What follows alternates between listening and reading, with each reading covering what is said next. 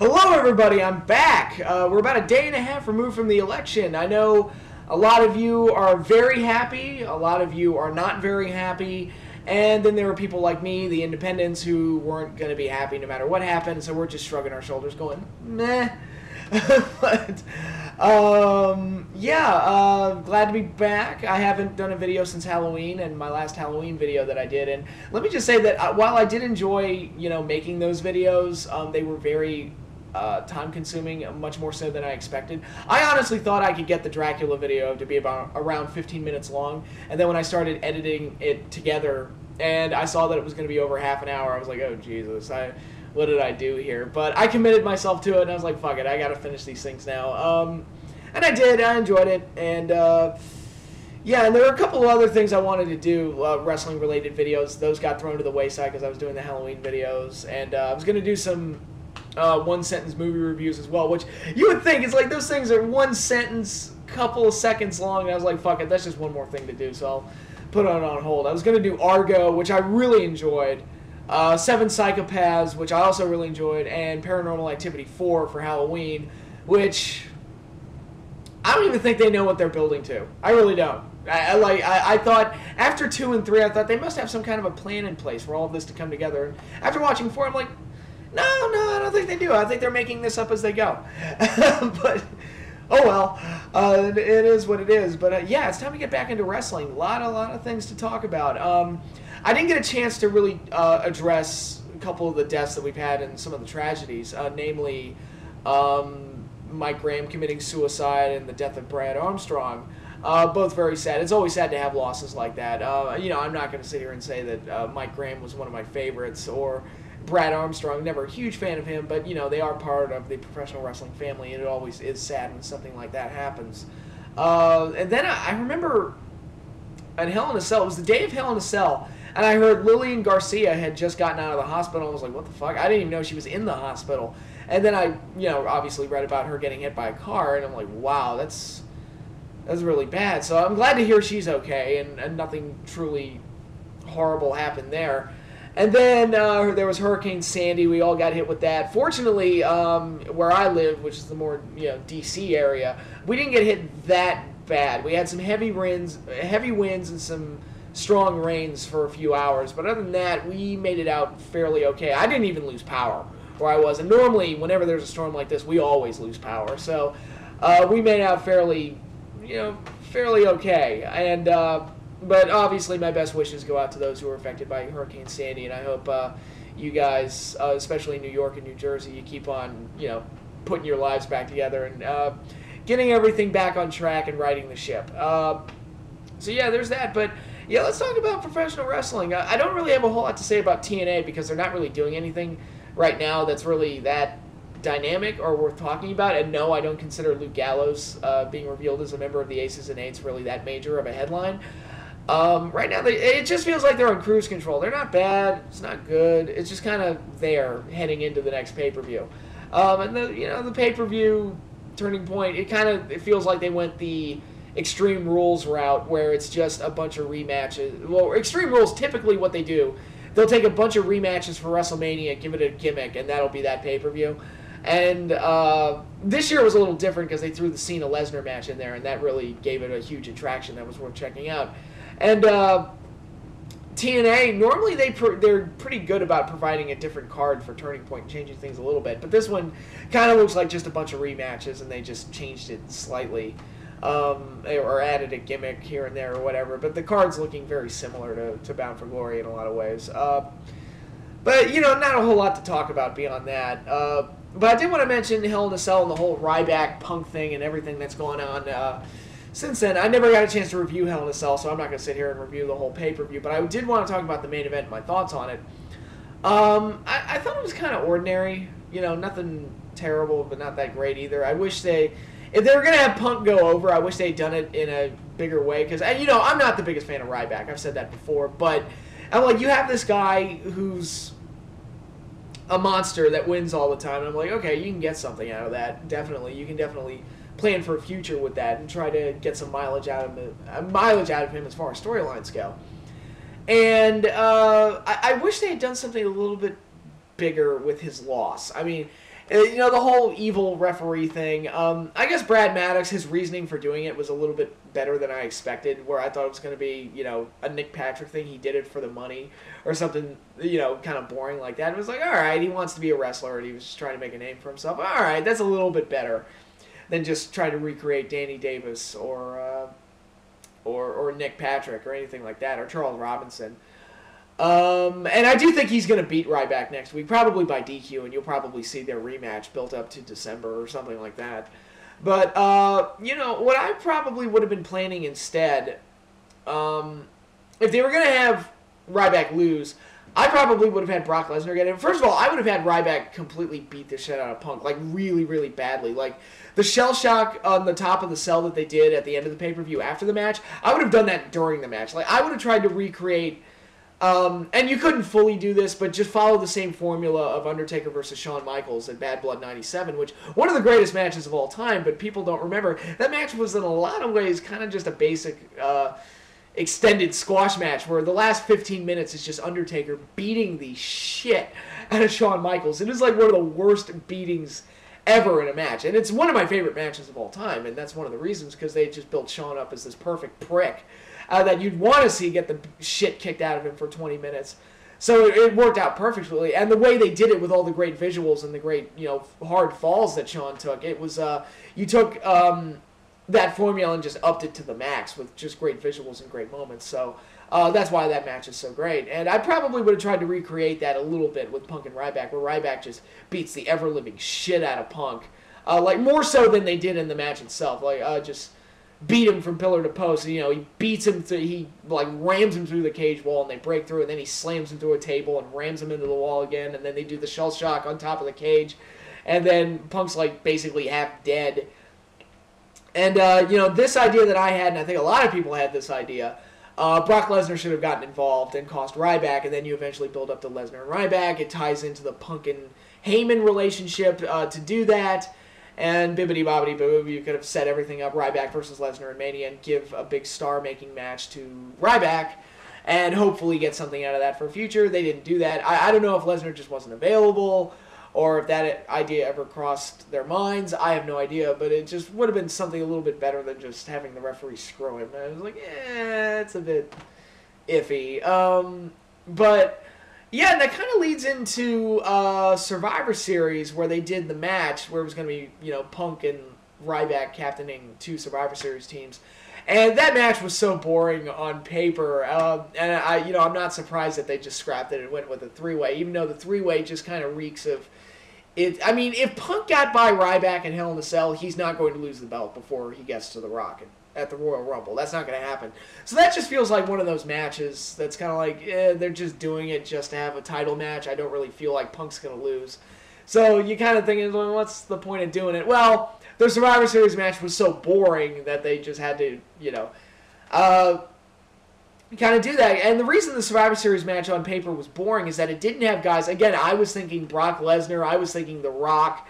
They could have done some great things to kind of build on Punk and Rock, and Ryback and Lesnar, and Punk and Ryback, and a couple of other things along the way. Because, I mean, the original Survivor Series was basically founded on the concept of, let's give people a teaser for Hogan Andre in a rematch, and we won't really give them the rematch, but we'll give it to them under this format, sort of. And they basically got a lot out of just teasing matches for the future with the Survivor Series concept. Nowadays, with, you know, everybody wrestling each other every week and you know, monthly pay-per-views, it's a lot harder to do that. But with Lesnar and Rock being part-time guys, or even Triple H, they could have gotten Triple H in there as well. And had Foley worked the match, you could have gotten a Rock and Sock reunion as well. You know, they could have gotten a lot of different components into this match and tie them all together and make it a much more exciting match. And gotten away with not having a world title match. Because, you know, I've said it before, I advocate not having a world title defended at every single pay-per-view, especially when I know the champion's not going to lose until a match down the road. Sometimes it's just better to let it breathe and, you know, not oversaturate the title, especially in WWE's case, where they have 2 world championships, which I still don't understand. Just get rid of the second belt. You know, nobody cares. Or at least I don't care, and I speak for everybody, because I'm a snob. But, But yeah, I mean, what they went with instead was just kind of a, you know, a bunch of pay-per-view opponents. Yeah, I love how they set that up. We're going to go and we're going to pick all these guys at random. And all of them basically just wound up picking pay-per-view opponents from the night before. It's like, oh, yeah, totally random there. But it was just kind of boring. It's like, oh, you just filled the match with a bunch of people we see every week. And I'm like, eh. You know, I wish you'd done something a little bit bigger, especially since you weren't doing a world title match at this pay-per-view. But, you know, that's not what they did. And actually, what I probably would have done, and this goes back to Hell in a Cell, if they weren't going to have Ryback win in Hell in a Cell, what I would have done, and again, this goes back to my idea of not having 2 world titles, at Hell in a Cell, I would have done Sheamus versus CM Punk. The winner becomes a unified champion, because that's what I want. And it's a Hell in a Cell match. They could sell that as a big match because it's a unification match.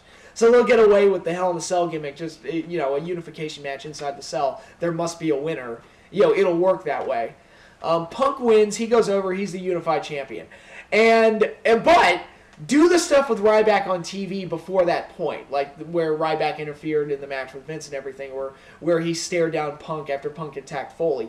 Do that stuff, but not give the match away at Hell in a Cell. All right, so you do Sheamus versus Punk. Punk wins. Ryback continues to win all these matches in dominant fashion along the way. He keeps winning, he keeps winning, he keeps winning. Then you get to Survivor Series.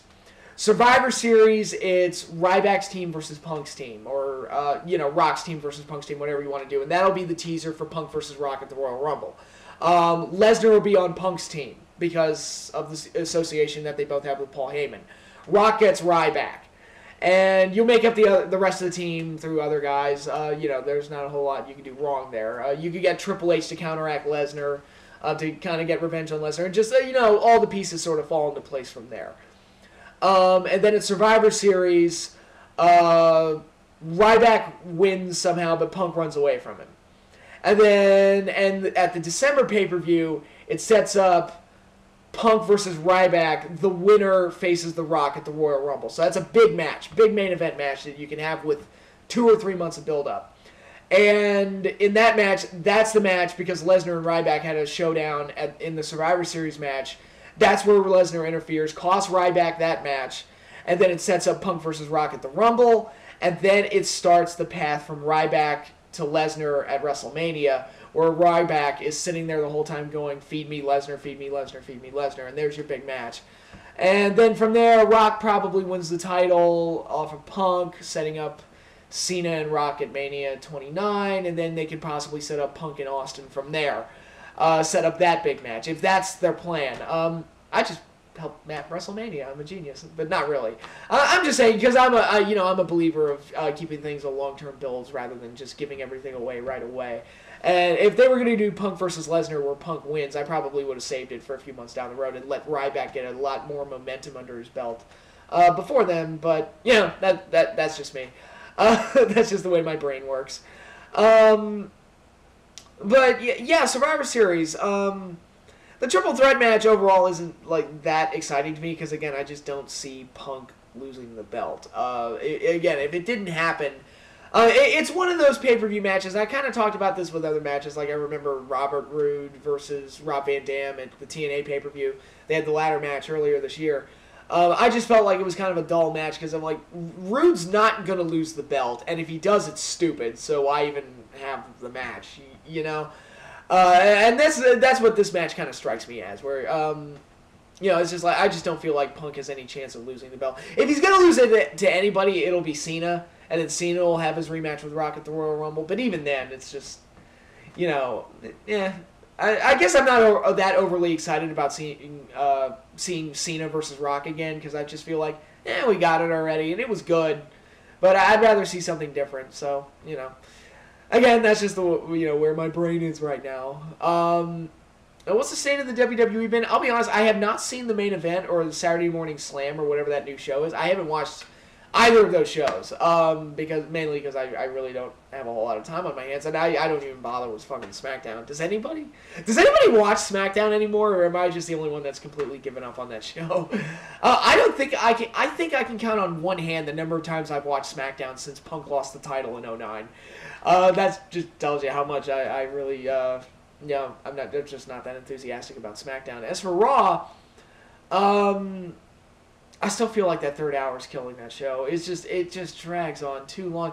Now, the good things that are going on right now, and the main reasons I watch Raw, I am enjoying CM Punk, and I do feel like he's carrying the show okay. I like watching Dolph Ziggler wrestle. I can watch that. No matter what they're doing with him creatively, I could just watch him wrestle, and that's enough to make me happy.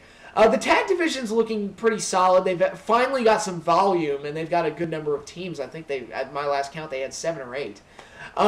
They're still missing, like, they don't really have the really like crown jewel type of tag team like a Hardy Boys or an Edge and Christian or a Dudleys or a Hart Foundation or Demolition or Road Warriors or anything like that to really be the crown jewel of the division.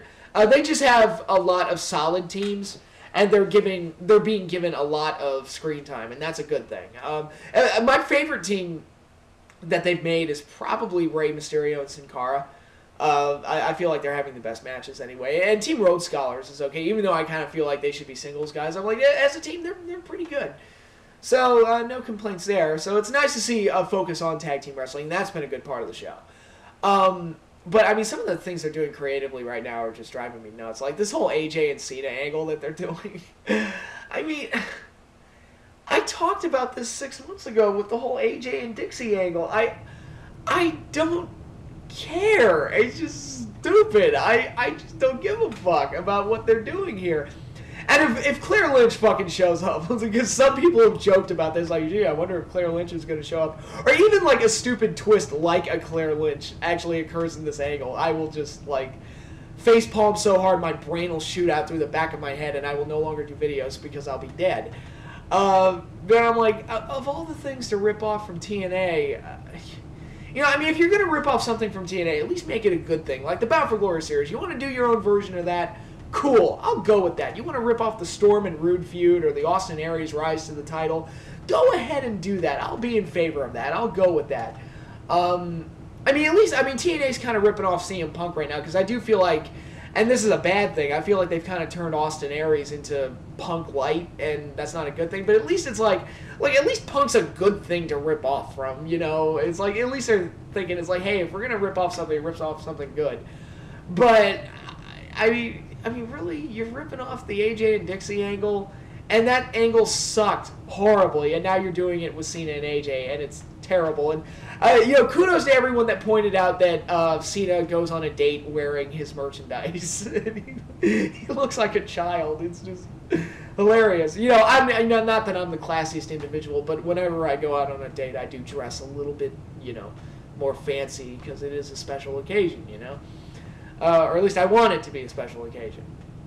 And something much better to come out from it. But, yeah, it's kind of the state of the WWE right now. And going back to the election, I am glad that Linda McMahon did not win that Senate seat. And that's not a Republican or a Democrat thing. That's I don't want anyone from that crazy family to have an iota of legislative power. I mean, the idea of anyone in the McMahon family making decisions and votes in Congress is just frightening to me. I mean, they're kind of crazy. So we don't need that. I mean, you know, politics and the government is screwed up enough to we don't need the McMahons thrown in the mix. But yeah, I think that's all I got for now. I'll be back with more videos and I'll be more regular again. I'll probably will I have time to do a video this weekend? Maybe I will. I don't know. Maybe if you know, I'm in a good mood after football this weekend, you know, maybe I'll have time for another video. Who knows? I'll think of something. But yeah, that's all I got for now. Again, enjoy your week. If you're not happy about the election, it's okay. You know, it's okay. Calm down. If you're extremely happy about the election, calm it down. Nothing's going to change. At least I don't think so. But I'm a cynical asshole, so, you know, what do I know? But, yeah, that's all I've got for now. And until then, peace out and have fun, everybody.